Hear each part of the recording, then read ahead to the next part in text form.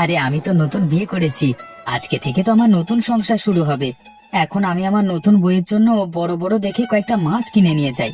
নতুন বউ নিশ্চয়ই বড় মাছ পেলে খুব খুশি হবে, কিন্তু বউয়ের জন্য কটা মাছ নেব কিছুই তো বুঝতে পারছি না। কি হে ভাই মদন, দাঁড়িয়ে দাঁড়িয়ে কি এত ভাবছো গো? মাছ নেবে তো মনে হচ্ছে। তা বলি কি, কটা মাছ দেবো তোমাকে? একটা মাছ নেবে নাকি দুটো মাছ নেবে? আসলে দাদা, আমি তো নতুন বিয়ে করেছি, নতুন সংসার হবে আমার, নতুন বাজার করছি, সাথে নতুন মাছও কিনতে এসেছি। এখন মাছ যে কিনবো, কিন্তু কটা মাছ কিনবো সেটাই তো জানি না। একটা কিনবো নাকি দুটো কিনবো সেটা কিছুতেই বুঝতে পারছি না। এ তো দেখছি একেবারে পুরোটা মদন। হ্যাঁ, নতুন বিয়ে করে দেখছি এখনো বোকাই রয়ে গেছে। যাক বাবা, ওকে একটু বোকা বানিয়ে আমি নরম মাছ দুটো বিক্রি করে ফেলি। শোনো হে মদন, তুমি তো নতুন বিয়ে করেছো। তা তুমি একজন আর তোমার বউ একজন, মোট দুজন তোমরা। এবার একটা মাছ যদি তুমি একা খাও, তাহলে তোমার নতুন বউ তো না খেয়ে থাকবে। শোনো, আমি বলি কি, তুমি দুটো মাছ কিনে নিয়ে যাও। একটা তুমি খাবে আর একটা তোমার বউকেও খাওয়াবে, কেমন? আরে তাই তো দাদা, আপনি তো ঠিক কথাই বলেছেন। ঠিক আছে, আপনি তাহলে আমাকে বড় বড় দেখে দুটো মাছ দিয়ে দিন। একটা মাছ আমি খাবো আর একটা মাছ আমার নতুন বউ খাবে। হে হে। এই তো বড়শিতে মাছ টোপ গিলেছে। এবার ওকে দুটো নরম মাছ হাতে ধরিয়ে দিই। কি হলো দাদা, আমাকে দুটো মাছ দাও। হ্যাঁ রে ভাই মদন, এখনই দিচ্ছি। এই শোনো হে ভাই মদন, তোমাকে গুনে গুনে বড় দেখে দুটো মাছ দিয়েছি, বুঝলে? একটা তুমি খাবে আর একটা তোমার নতুন বউকে খাওয়াবে। এখন মাছ দুটোর জন্য আমাকে 200 টাকা দাও। আচ্ছা দাদা, ঠিক আছে, আপনাকে আমি এই এই 200 টাকাই দিচ্ছি। শোনো মা, আজ থেকে তুমি আর মদন এই ভাঙা বাড়িতেই থাকবে। এটা হবে তোমাদের জন্য নতুন ঘর। আজ থেকে তোমরা দুজনে মিলে এই ঘরে নিজেদের সংসার পাতবে, বুঝলে? আচ্ছা, ঠিক আছে মা, কিন্তু ভাঙা ঘরে আমরা ঠিক মতন থাকতে পারবো তো? আরে না গো মা, তুমি থাকতে পারবে। এটা ওই আসলে নামেই ভাঙা ঘর, কিন্তু ভেতরের কোনো দেওয়ালে কোনো ভাঙাচোরা নেই গো। শুধু চাল দিয়ে একটু মাঝে মধ্যে বৃষ্টি নামলে জল পড়ে, এই আর কি। ও আচ্ছা, ঠিক আছে, আমি তাহলে আপনার ছেলেকে বলে দেব, সে যেন একটা ঘরামি এনে ওই চালের ফুটোটা সারিয়ে তোলে। আচ্ছা মা, ঠিক আছে, তুমি মদনকে একটা ঘরামি নিয়ে আসতে বলো, তাহলে চালটা ঠিক হয়ে যাবে। আমি তাহলে গেলাম। আচ্ছা মা, ঠিক আছে। আপনার ছেলে তো বাজার করতে হাটে গেছে, সে হাট বাজার করে আসতে আসতে আমি ততক্ষণে আমাদের এই নতুন ভাঙা ঘরটা ঝেড়ে পরিষ্কার করে রাখি।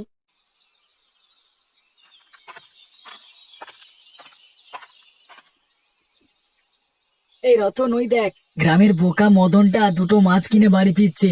চল, এই মদনের থেকে ধান্দা করে একটা মাছ কেড়ে নি। মাছ কেড়ে নিবি, কিন্তু কিভাবে? মদন যদি আমাদের মাছ না দেয়, তাহলে আমরা কি করে নেব? ও মাছ দেবে না? ওকে বোকা বানিয়ে মাছ কেড়ে নেব। বেটা, এমনিতে বোকাশোকা হলে কি হবে? মাথায় সামান্য বুদ্ধিও আছে। আমার কিন্তু একটু চিন্তা হচ্ছে, যদি ধরা খেয়ে যাই। তুই কি যে বলিস না রতন, তোর বন্ধু সুজন থাকতে তোর কিসের এত চিন্তা শুনি? তুই এখানে অপেক্ষা কর, দেখ অন্য কেউ যেন আমাদের না দেখে ফেলে। ততক্ষণে আমি গিয়ে মদনের থেকে একটা মাছ ধান্দা করে নিয়ে আসি। হিয়া। হ্যাঁ, তাহলে তুই যা, আমি ততক্ষণ এখানে দাঁড়িয়ে দাঁড়িয়ে পাহারা দিই। দেখি গ্রামের কোনো মানুষ আবার আমাদের যেন দেখে না ফেলে। একবার দেখে ফেললে তখন কিন্তু চোর বলে দুজনকে ইচ্ছে মতো পেটাবে। ঠিক আছে, তুই তাহলে এখানেই থাক, আমি এক্ষুনি যাব। আর বোকা মদনের থেকে একটা মাছ নিয়ে এক্ষুনি চলে আসবো। কিরে মদন, তুই দুটো মাছ নিয়ে কোত্থেকে ফেলি রে? তোকে তো আজকাল দেখাই যায় না ভাই। শুনেছি তুই নাকি নতুন বিয়ে করেছিস। আগে হ্যাঁ দাদা, নতুন বইয়ের জন্যই তো বাজার থেকে দুটো মাছ নিয়ে এলাম। মাছ দুটো দেখে তো বেশ বড় মনে হচ্ছে। তা এত বড় মাছ খাবি কি করে? কি যে বলো না দাদা, নতুন বিয়ে করেছি, তাই একটা মাছ আমার বউ খাবে আর একটা আমি খাবো। আরে ধুর বোকা, তোকে শুধু শুধু লোকে বোকা বলে নাকি? এত বড় বড় দুটো মাছ তুই আর তোর বউ একা খেতে পারবি না। শোন, একটা মাছ তুই আর তোর বউ মিলে খাবি, আর একটা মাছ ফেলে দিবি, কেমন? বেশি খেলে যে নতুন বউয়ের পেট খারাপ করবে, তখন দেখবি অসুস্থ হয়ে গেলে হাসপাতালেও দৌড়াদৌড়ি করতে হবে। কি বলছো দাদা, পেট খারাপ, হাসপাতাল? না না, থাক। তাহলে একটা মাছই নেব। কিন্তু দাদা, একটা মাছ কি আমরা দুজনে খেতে পারবো? আরে হ্যাঁ রে বেটা, তুই তো বোকা, তাই জানিস না।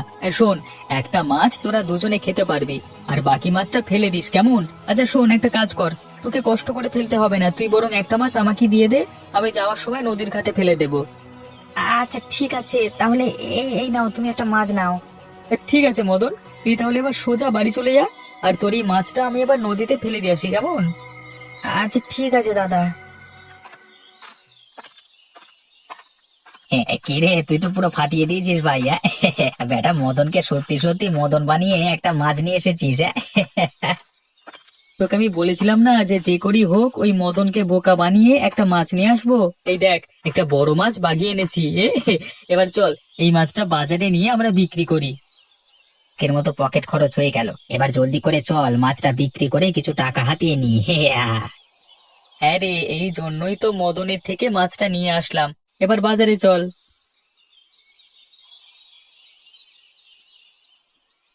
এই নাও বউ টাকা, আজকে বাজার শেষে এই টাকাগুলি ফিরেছে। ওগো, এ কি, তুমি তো বাজারে 500 টাকা নিয়ে গিয়েছিলে, তাহলে এত কম টাকা কেন ফিরলো? কি বলো বউ, আমি তো দুটো মাছ আর বাকি সবজিগুলো সব বাকি টাকা দিয়ে কিনলাম। কি বললে? দুটো মাছ কিনেছো? তা আরেকটা মাছ কোথায় তাহলে? আর একটা মাছ তো আমি পথে ফেলে দিয়ে এসেছি বউ। ওই যে আমাদের গ্রামে রতন আছে না, ও বললো আমাদের দুজনের নাকি একটা মাছই হয়ে যাবে, তাই তার কথায় বাকি মাছটা আমি রতনদাকে দিয়ে এসেছি। রতনদা নিশ্চয়ই মাছটি নদীতে ফেলে দিয়েছে, তাই না? হায় হায়, এসব তুমি কি বলছো? গ্রামের ওই বখাটে রতন তো তোমাকে বোকা বানিয়ে একটা মাছ নিয়ে গেছে, এদিকে মাছ বিক্রেতাও তোমাকে বোকা পেয়ে নরম মাছ দিয়ে দিয়েছে। বলো কি বউ, ওরা আমার সাথে এমনটা করতে পারলো? আগে যদি জানতাম ওরা তোমাকে বোকা বানাবে, তাহলে আমি তোমাকে কখনোই বাজারে পাঠাতাম না।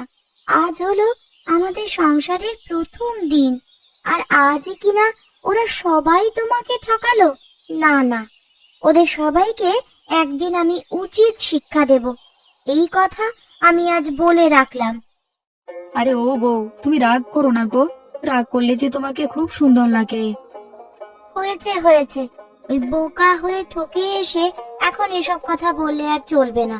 দাঁড়াও, তোমাকে আরো কিছু টাকা দিচ্ছি। হতচ্ছাড়াগুলো আমার স্বামীকে বোকা পেয়ে সব সময় টাকা পয়সা যখন যা পায় তাই হাতিয়ে নেয়। না, আর হবে না। নতুন বউ হিসেবে ওদের একটা উচিত শিক্ষা দিতেই হবে, নয়তো ওরা আমার স্বামীকে বোকা বানাতেই থাকবে। এই তো বুদ্ধি পেয়েছি, এবার দেখবো ওরা কিভাবে নিজেদের ফাঁদে নিজেরাই পা দেয়। ওগো, এই টাকা দিয়ে ঘরামিকে নিয়ে এসো। ঘরের চালে যে ফুটো হয়ে রয়েছে, এটা ঠিক না করলে বৃষ্টির দিনে যে ঘরে জল পড়বে। আচ্ছা ঠিক আছে বউ, আমি তাহলে এখনই গিয়ে ঘরামিকে নিয়ে আসছি। দাও, টাকাটা আমার হাতে দাও। এই শোনো, টাকা দেওয়ার আগে আমি তোমাকে ভালো করে বলে দিচ্ছি, এই টাকা যেন কোনোভাবেই অন্য কাউকে না দাও। এই টাকাটা শুধু ঘরামিকেই দেবে, বুঝলে? আচ্ছা ঠিক আছে, এবার দাও টাকাটা। বউ বলে দিয়েছে এই টাকাটা সোজা ঘরামির হাতে দিতে হবে। এবার যদি বোকামি করে অন্য কাউকে টাকাটা দিয়ে দিই, তাহলে বউ নিশ্চয়ই আমাকে অনেক বকবে। না না, এবার কোনোভাবেই বোকামি করা যাবে না, সেই সাথে এই টাকা অন্য কারোর হাতে দেওয়া যাবে না। যাই, এবার জলদি করে পা চালিয়ে ঘরামির বাড়িতে যাই। এরে সুজন, ওই দেখ, সোনার ডিম পাড়া হাঁস আবার চলে এসেছে। সকালে তো ওর কাছ থেকে একটা মাছ ধান্দা করে নাস্তা পানি খেলাম, এবার ওর হাতে কিছু টাকাও দেখছি রে। তো এবার ওর টাকাগুলো ধান্দা করে নিবি নাকি রতন? হ্যাঁ রে, তার বলতে হয় নাকি? আরে মদনের মতো এত বোকা মালের থেকে ধান্দা করা যে খুবই সহজ। ওর মতো একদম হাঁদারাম এই গ্রামে আর আছে নাকি?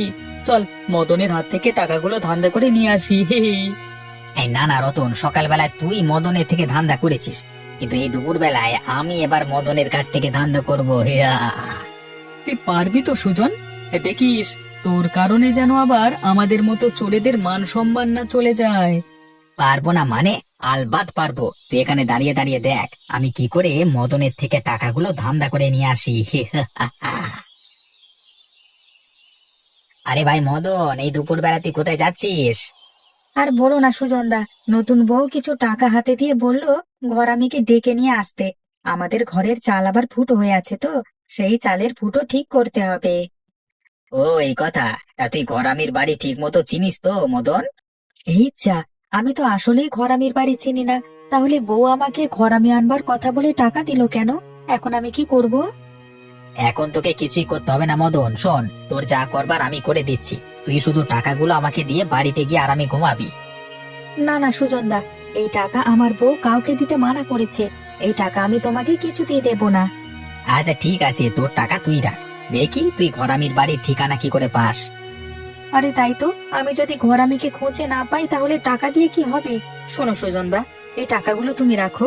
এবার আমাকে বলো ঘরামির বাড়ি কোথায়? আরে হ্যাঁ হ্যাঁ, বলছি, ঘরামির বাড়ির রাস্তাটা হলো এখান থেকে সোজা 10 কদম যাবি, এরপরে বাম দিকে 5 কদম ঘুরবি, তাহলে ঘরামির বাড়ি পেয়ে যাবি। তোমাকে ধন্যবাদ রতনদা। এভাবে তাহলে আমি ঘরামির বাড়িতে যাই। হ্যাঁ রে বোকা মদন, যা যা, তোর যেখানে ইচ্ছে সেখানেই যা। আর আমি তোর নতুন চকচকে টাকা দিয়ে সুজনের কাছে যাই। 3 কদম, 4 কদম, এই হলো গিয়ে 5 কদম। এই রে, আমি কোথায় এসে পড়লাম? এটা তো পুকুর। হায় হায়, পুকুরের জলে যে একেবারে ভিজে গেলাম গো। ওগো, তুমি ওখানে কেন? তোমাকে তো আমি ঘরামিকে নিয়ে আসতে পাঠিয়েছিলাম। তুমি পুকুরের জলে নেমে কি করছো? ওগো বউ, আর বলো না, ওই রতন আমাকে বোকা বানিয়ে টাকাগুলো নিয়ে নিয়েছে। আর আমাকে 1 কদম 2 কদম করে এগোতে এগোতে এই পুকুরের জলে এসে নামিয়ে দিয়েছে। আমি জানতাম ওরা তোমাকে আবারও বোকা বানাবে, তাই এবার একটা বুদ্ধি বের করে তোমাকে পাঠিয়েছি। আমার বুদ্ধিটাও কাজে দিয়েছে। শোনো, তুমি কোনো চিন্তা করো না। এবার উপরে উঠে এসো, আমি নিজেই তোমার সাথে গিয়ে ঘরামিকে ডেকে আনবো। দাঁড়াও বউ, আসছি। ও বউ, ওরা তো সব সময় আমাকে বোকা বানিয়ে যখন যা পারে তাই নিয়ে নেয়। এখন আমি কি করব বলো? তুমি কিন্তু আমার উপর রাগ করো না বউ। আরে না না, তোমার উপরে কেন রাগ করব? তুমি তো একটা সহজ সরল মনা মানুষ। আমি তো রাগ করব ওই হতচ্ছাড়াগুলোর ওপর। না না স্যার, কসম করে বলছি স্যার, এই টাকাগুলো আমাদের না, এই টাকাগুলোই মদনের। চুপ কর হতচ্ছাড়া, তোরা এই গ্রামে জাল টাকা লেনদেন করেছিস, তোদের আমি 14 শিকের ভাত খাইয়ে ছাড়বো, আর একটাও মিথ্যে কথা বলবি না। ছেড়ে দিন স্যার, দয়া করে আমাদের ছেড়ে দিন। ও বউ, এটা কি হলো? ওদেরকে পুলিশে নিয়ে যাচ্ছে কেন? এটা হলো তোমাকে বোকা বানানোর শাস্তি।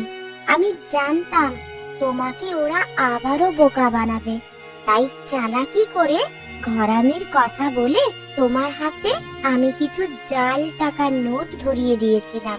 সেই টাকা ওদের কাছে পেয়ে পুলিশ ওদেরকে ধরে নিয়ে যাচ্ছে।